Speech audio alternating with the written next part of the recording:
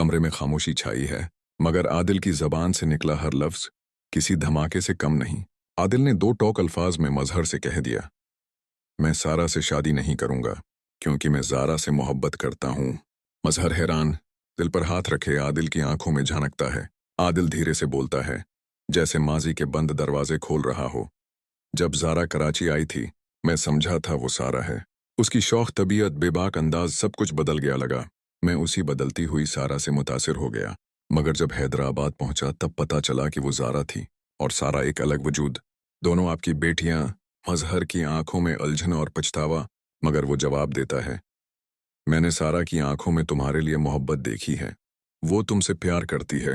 आदिल की नजरें नीचे झुकी हुई, मगर लहजा मजबूत, जी मामू, लेकिन मैं जारा को चाहता हूं। इतने में शाजिया अंदर आती है और आदिल पर बरस पड़ती है, मेरी बेटी सारा तुमसे शादी के लिए तड़प रही है और तुम सारा का नाम लेकर सारा को यूं फिनक रहे हो जैसे दूध में से मक्खी। तुमने ये भी ना सोचा कि वो बचपन से तुमसे मोहब्बत करती आई है। शाजिया का चेहरा गुस्से से लाल, आवाज बुलंद, जज्बात बेकाबू। फिर एक और धमाका। शाजिया सबके सामने ऐलान करती है, मैं अपनी दोनों बेटियों की शादी फरहाद के बेटे से नहीं करवाऊंगी। सारा की शादी किसी और शरीफ खानदान में होगी और जारा सरमद की दिलान बनेगी। मजहर गुस्से में झलक कर कहता है, ये क्या कह रही हो शाजिया? जब घर में रिश्ते मौजूद हैं तो बच्चियों को बाहर क्यों ब्याह रहे हो? तभी जारा ये सब सुनती हुई अंदर आ जाती है, आंखों में शर्म, दिल में यकीन। जी बाबा, मैं और आदिल एक दूसरे से मोहब्बत करते हैं। आपसे दरख्वास्त है, हमारी शादी करवा दें। मगर पीछे खड़ी सारा ये सब सुन लेती है। दिल फटने की आवाज जैसे हर सामा के सीने में गूंजती हो। सारा चीख कर जारा से सवाल करती है, ये क्या कह रही हो तुम?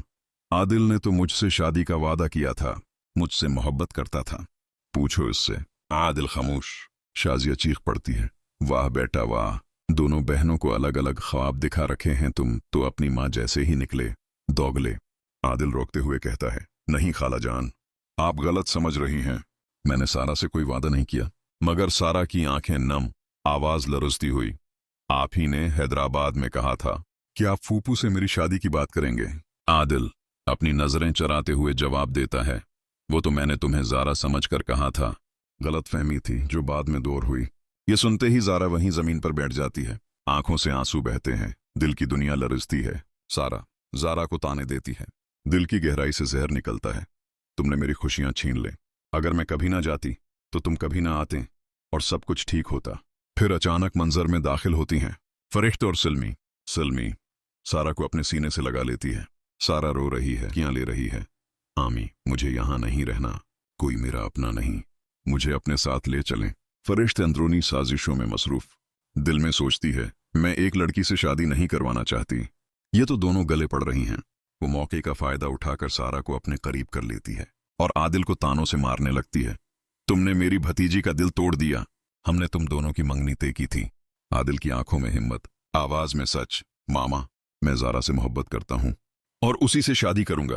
फरिहत चीखती है, चुप हो जाओ, जब बड़े मौजूद हैं तो बच्चों को बोलने का हक नहीं। उसका खौफ साफ जाहिर, अगर जारा बहू बनी तो फरिहत के जुल्म का हिसाब बेबाक जारा से जरूर मिलेगा।